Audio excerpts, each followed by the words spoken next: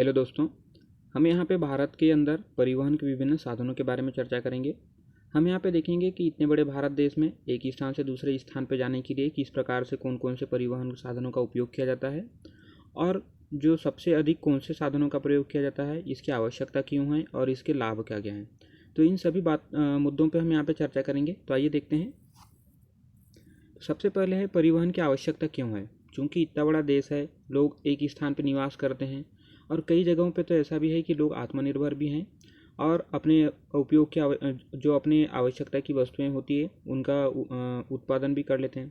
परंतु फिर भी ऐसे कई कारण हो सकते हैं जिनसे हमें परिवहन की आवश्यकता पड़ती है, एक स्थान से दूसरे स्थान पर जाने की आवश्यकता पड़ती है। और जब बात करें भारत देश की, तो भारत चूँकि यहाँ पे आप देख सकते हैं काफ़ी बड़ा देश है, ठीक है। तो इतने बड़े देश में एक परिवहन तंत्र की बहुत महत्वपूर्ण आवश्यकता है, जो कि इसके आर्थिक विकास से सामाजिक, सांस्कृतिक और विभिन्न प्रकार से इसकी जो है सहायक हो सकते हैं भारतीय विकास में। तो इन्हीं हम आवश्यकताओं के बारे में यहाँ पे देखेंगे। देश के आर्थिक विकास के लिए हमारा जो परिवहन जो है काफ़ी महत्वपूर्ण है, चाहे वो किसी भी साधन हो परिवहन का, चाहे रेलवे मार्ग हो, चाहे सड़क मार्ग हो, चाहे वायु मार्ग हो। तो जो परिवहन के साधन जो कि देश को आर्थिक रूप से संपन्न बनाने में काफ़ी महत्वपूर्ण योगदान देते हैं। विभिन्न प्रकार के उद्योग जो कि भारत के विभिन्न क्षेत्रों में अवस्थित हैं। इसके अलावा खनिज खदानों का भी एक अलग अलग क्षेत्रों में संकेंद्रण है। तो उन सभी क्षेत्रों से खनिजों को उद्योगों तक पहुंचाना, उद्योग में निर्मित माल को बाजार तक पहुंचाना, तो इन सभी जो संरचना या जो कार्य होते हैं, तो इन सभी में देश के आर्थिक विकास छुपा हुआ है कहीं ना कहीं। तो इसके लिए हमें आर्थिक विकास के लिए भी परिवहन की आवश्यकता है। इसके अलावा वस्तु और व्यक्ति का आवागमन काफ़ी महत्वपूर्ण है। व्यक्ति को एक स्थान से दूसरे स्थान किसी न किसी कारणवश जाना ही पड़ता है। अब वर्तमान समय में देखें तो जो अभी के समय में अगर प्रवास देखें तो रोजगार के लिए ज़्यादा से ज़्यादा मात्रा में प्रवास हो रहा है। तो इस हेतु भी हमें आवागमन की आवश्यकता होती है, ठीक है। औद्योगिकरण को बढ़ावा देने के लिए, जैसे कि हमने चर्चा की, मान लीजिए छोटा नागपुर पठार वाले क्षेत्र में यहाँ पे ज़्यादा मात्रा में खनिज होता है। उद्योग मान लीजिए कि यहाँ पे तमिलनाडु क्षेत्र में केंद्रित है। तो यहाँ से हमें जो छोटा नागपुर के पठार क्षेत्र से तमिलनाडु तक किसी भी कच्चे माल का यहाँ पे परिवहन करने के लिए हमें उनके साधनों की आवश्यकता होगी। तो औद्योगिकरण को बढ़ावा देने के लिए भी काफ़ी महत्वपूर्ण है। इसके अलावा नगरीकरण, जैसे कि हमने चर्चा की, अभी वर्तमान के समय में अगर देखें तो ज़्यादा से ज़्यादा जो प्रवास हो रहा है वह रोजगार के लिए हो रहा है। तो यह भी नगरीकरण को बढ़ावा देता है। प्रवास की वजह से ग्रामीण क्षेत्रों से लोग शहरों में जाकर बसने लगते हैं, जो कि नगरीकरण को बढ़ावा देता है। राष्ट्रीय एकता की भावना को प्रबल करता है, ये बहुत महत्वपूर्ण है। अंग्रेज़ों के द्वारा यहाँ पे 1853 में पहली रेलवे चलाई गई। तो रेलवे के द्वारा पूरे भारत जो है आपस में इनमें भारत में एकता का विकास हुआ, ठीक है। एक क्षेत्र की भाषा दूसरे क्षेत्र में जाने पे धीरे धीरे लोग समझने लगे और इस प्रकार से सभी की जो समस्या चूँकि एक ही थी, तो धीरे धीरे आपस में लोग एकजुट होने लगे। वर्तमान परिदृश्य में भी देख सकते हैं कि राष्ट्रीय में अगर इतने बड़े राष्ट्र में अगर एकता है तो वह कहीं ना कहीं परिवहन के साधनों का भी उसमें बहुत महत्वपूर्ण स्थान है। अगला देखते हैं आपदा। जैसे प्राकृतिक आपदा मान लीजिए, चूँकि जो राष्ट्रीय राजधानी क्षेत्र दिल्ली मान लीजिए ये है, यहाँ अगर आपदा आती है आंध्र प्रदेश के तटीय इलाकों में, तमिलनाडु में, और हमें सहायता चाहिए दिल्ली के किसी कारण या दिल्ली से, ठीक है। तो दिल्ली से हमें वायु परिवहन के द्वारा या रेलवे परिवहन के द्वारा आसानी से यहाँ पर सहायता पहुँचाई जा सकती है। युद्ध आदि क्षेत्र में संलग्न सीमा में, जैसे अगर मान लीजिए पाकिस्तान या चीन के साथ हमारा युद्ध हो जाता है, तो इस स्थिति में यहाँ से सैनिकों की आपूर्ति यहाँ तक की जा सकती है।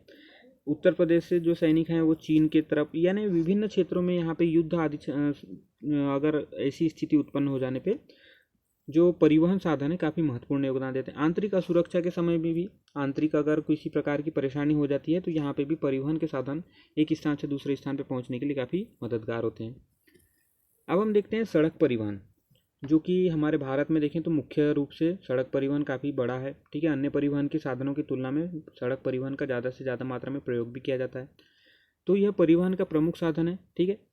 इसका जो निर्माण कार्य या इसका रखरखाव करना है यह काफ़ी सरल भी है, और जो रेलवे या वायु परिवहन इसकी तुलना में सस्ता भी है, ठीक है। 1950-51 में प्रति व्यक्ति अगर देखें, व्यक्तियों के द्वारा जो सड़क परिवहन का उपयोग किया जा रहा था तो वह 26% किया जा रहा था, और माल परिवहन में सड़क जो ये था 11% था, ठीक है। परंतु वर्तमान में यह बढ़ गया यह अनुपात। और व्यक्ति अगर परिवहन में देखें, जो सड़क परिवहन के अंतर्गत अगर व्यक्तियों के उपयोग देखें तो 87% व्यक्तियों के द्वारा प्रयोग, और माल परिवहन के लिए 65% तक का प्रयोग यहाँ पे सड़क का किया जा रहा है। सड़क की लंबाई जो कि 1950-51 में 4 लाख किलोमीटर थी, ठीक है। उस समय देश आज़ादी हुआ था, तो उस समय जो सड़कों की लंबाई काफ़ी कम थी, जो कि आगे चल के 2015-16 में 56 लाख किलोमीटर तक के बढ़ गई। धीरे धीरे यहाँ पे इसका विकास हुआ, सरकार के द्वारा काफ़ी प्रयास किए गए। विभिन्न प्रकार के सड़क हैं हमारे भारत में, जो कि पूरे एक ग्रामीण से लेके एक पूरे नेशनल हाईवे तक के सभी को जोड़ते हैं, जिसमें राष्ट्रीय राजमार्ग प्रमुख है, ठीक है। नेशनल हाईवे कहा जाता है इन्हें, अर्थात ये बड़े बड़े नगरों महानगरों को जोड़ते हैं। दूसरा होता है एक्सप्रेस मार्ग। ये एक्सप्रेस मार्ग है जहाँ पे द्रुतगामी या एकदम तेज़ी से पहुँचने हैं, तो इस वाले क्षेत्र में इस प्रकार के मार्ग का निर्माण किया जाता है।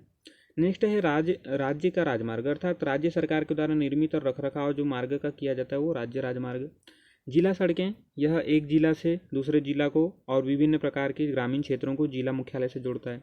ग्रामीण सड़कें, गाँव को एक गाँव से दूसरे गाँव से जोड़ता है, ठीक है। तो यह विभिन्न प्रकार के रोड हैं। प्रोजेक्ट सड़कें जैसे सीमावर्ती अगर क्षेत्रों में सड़क बनानी है तो ये महत्वपूर्ण सड़कें होती है। आगे देखते हैं राष्ट्रीय राजमार्ग। अब एक एक मार्गों के बारे में बात करेंगे। तो जो राष्ट्रीय राजमार्ग है वह अंतः राज्य, अर्थात एक राज्य से दूसरे राज्य के बीच में सामरिक सुरक्षा की दृष्टि से इसको बनाया जाता है। इसके अलावा विभिन्न उपयोग भी, जैसे आर्थिक दृष्टि से, सामाजिक सांस्कृतिक दृष्टि से भी इसका उपयोग होता है। और यह प्रमुख जो बड़े बड़े महानगर होते हैं उन्हें जोड़ती है। 1951 में अगर इसकी लंबाई देखें तो उस समय 19,811 किलोमीटर थी।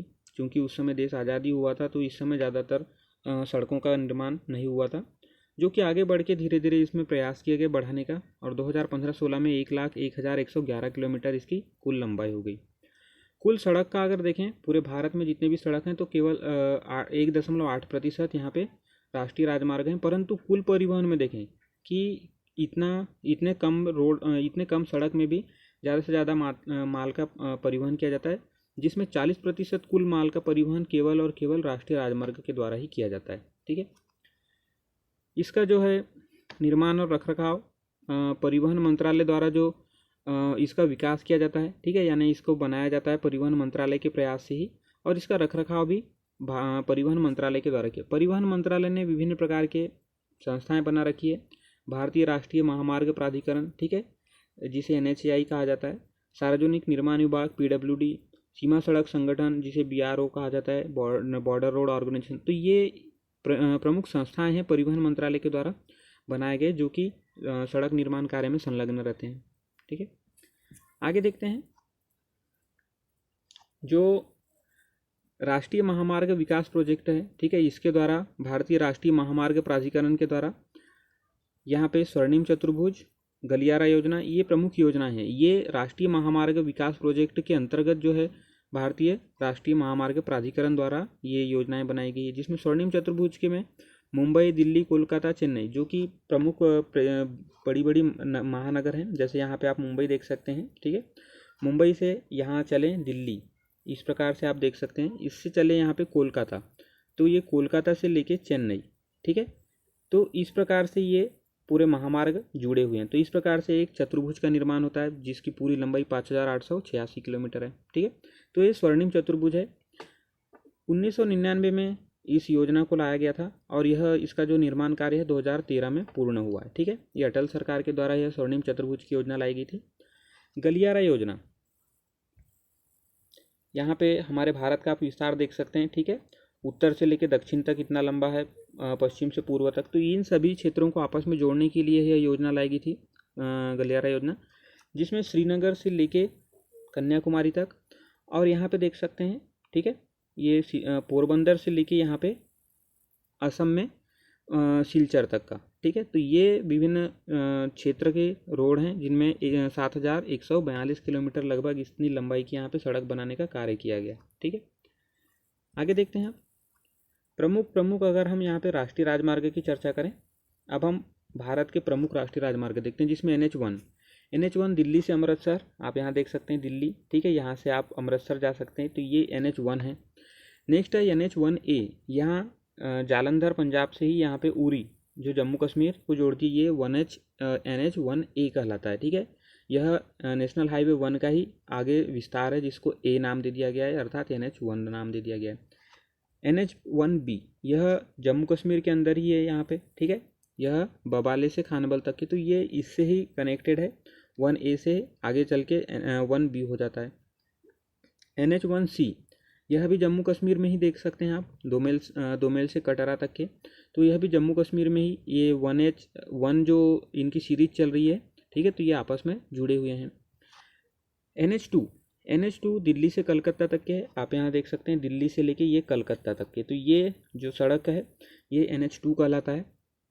इसका निर्माण वैसे सल्तनत काल में देखें तो शेरशाह सूरी के द्वारा ग्रांड ट्रंक रोड के नाम से कराया गया था, जिसको आगे चल के इसको पुनः बनाया गया। ठीक है, तो सरकार के द्वारा इसे नेशनल हाईवे 2 का नाम दिया गया है और दिल्ली और कलकत्ता को यह रोड जोड़ता है। नेक्स्ट है NH3, जिसको आगरा से मुंबई तक बनाया गया है। यहाँ पे आप आगरा देख सकते हैं। ठीक है, ये उत्तर प्रदेश का एक शहर है, यहाँ से लेके ये मुंबई को ये इस प्रकार जोड़ता है। तो इस प्रकार से आगरा से मुंबई जो है NH3 है। नेक्स्ट देखते हैं NH4, यह थाने से चेन्नई है। ठीक है, तो यहाँ पे आप मुंबई के पास में यहाँ पे थाने देख सकते हैं, वहाँ से लेके ये तमिलनाडु के चेन्नई तक का इसका विस्तार है। ठीक है, तो इस प्रकार से यह NH4 है। NH5 जो है यह भी बहरागोड़ा से चेन्नई, ये तमिलनाडु के अंतर्गत ही आ जाता है। ठीक है, NH6 अर्थात राष्ट्रीय राजमार्ग 6, यह हजीरा से कोलकाता तक, हजीरा आप देख सकते हैं गुजरात वाले क्षेत्र में है, तो यहाँ से चलकर यह कोलकाता अर्थात पश्चिम बंगाल वाले क्षेत्र में यहाँ पे यह कनेक्ट करता है। तो ये है नेशनल हाईवे 6। नेक्स्ट है NH7, जो कि वाराणसी से कन्याकुमारी जोड़ता है।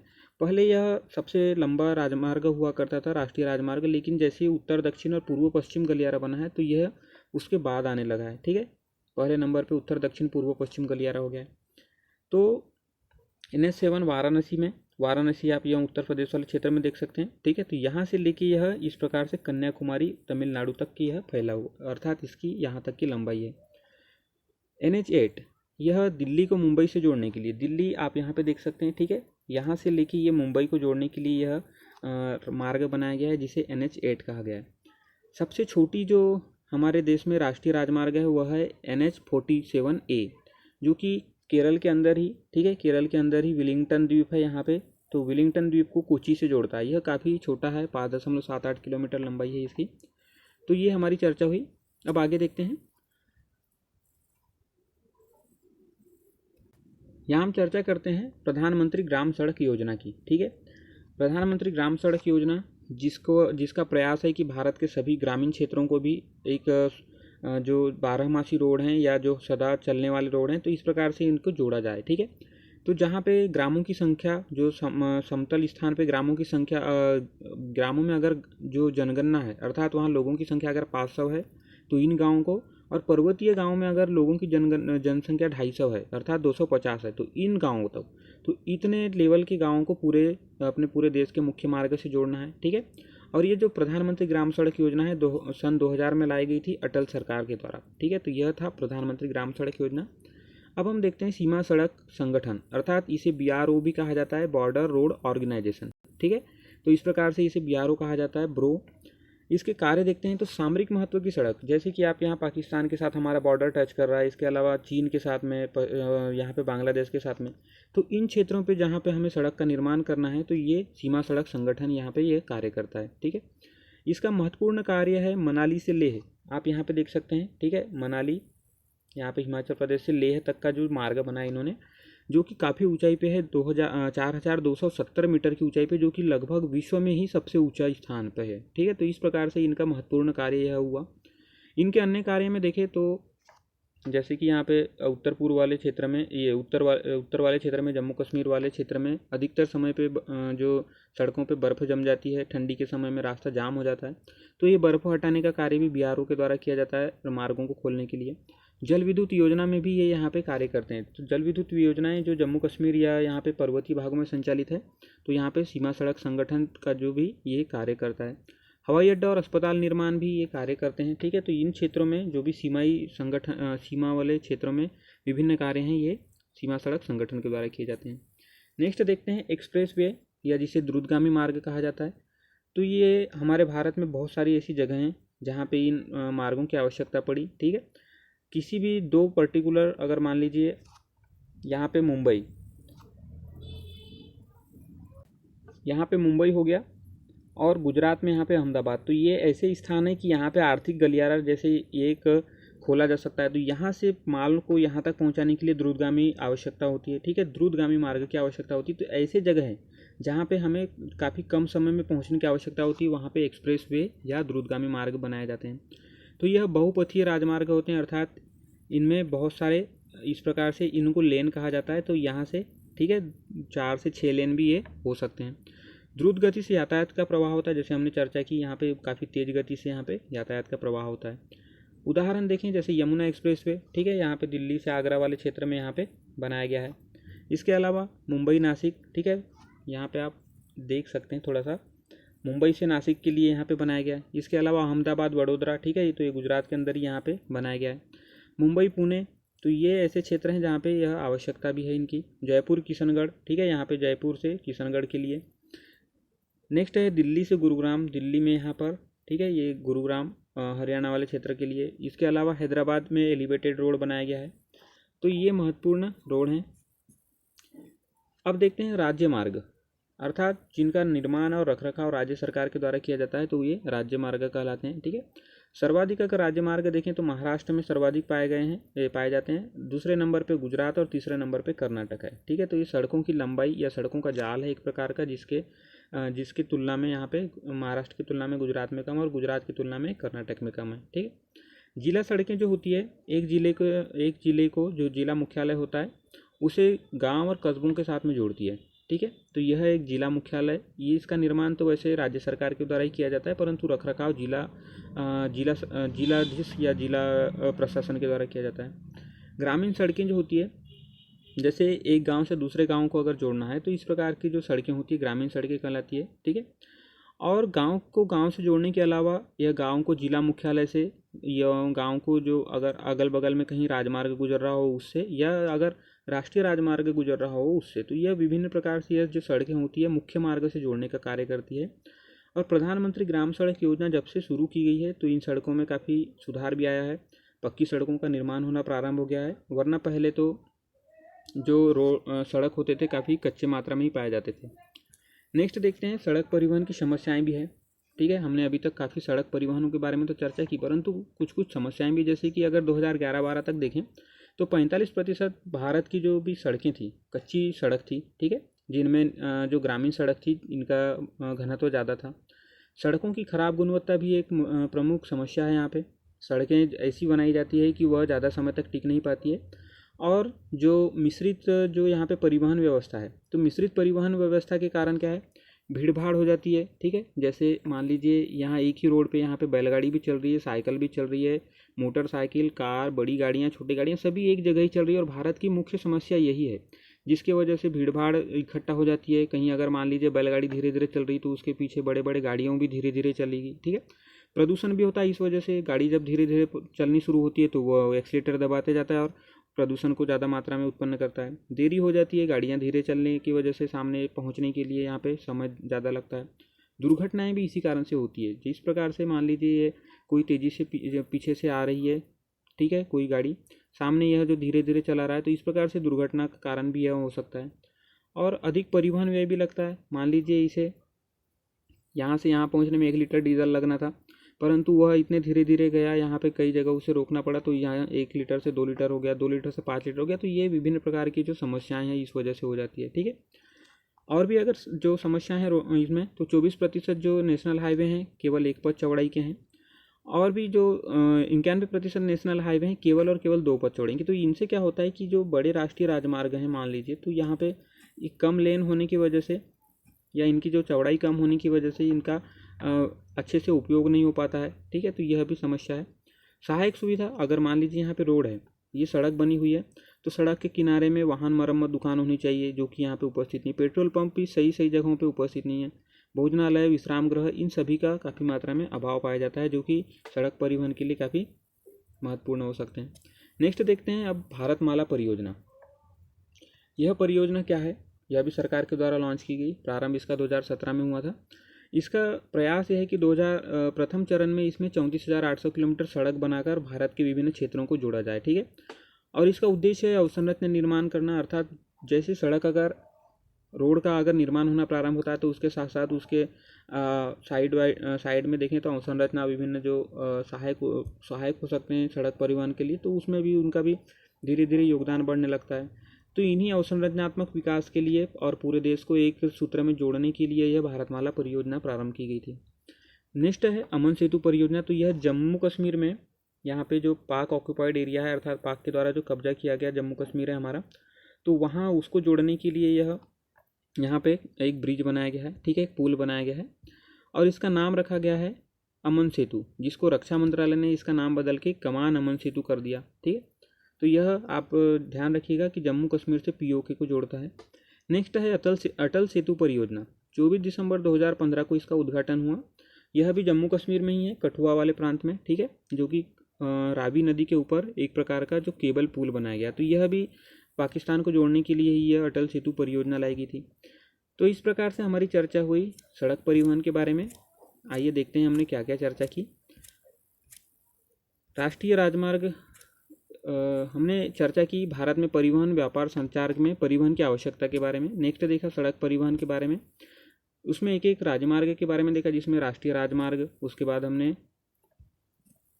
प्रमुख राष्ट्रीय राजमार्गों के बारे में चर्चा की। उसके बाद हमने देखा प्रधानमंत्री ग्राम सड़क योजना, सीमा सड़क संगठन, ठीक है, एक्सप्रेसवे या द्रुतगामी मार्ग के बारे में चर्चा की, राज्य मार्ग, जिला सड़कें और ग्रामीण सड़कों के बारे में चर्चा की, सड़क परिवहन की समस्याएं भी देखी। उसके अलावा भारतमाला परियोजना, अमन सेतु परियोजना और अटल सेतु परियोजना, तो ये विभिन्न परियोजनाओं के बारे में भी हम यहाँ पे डिटेल से चर्चा की है। तो ठीक है दोस्तों, अगर आपको जानकारी पसंद आई हो तो इसे शेयर कीजिए। धन्यवाद।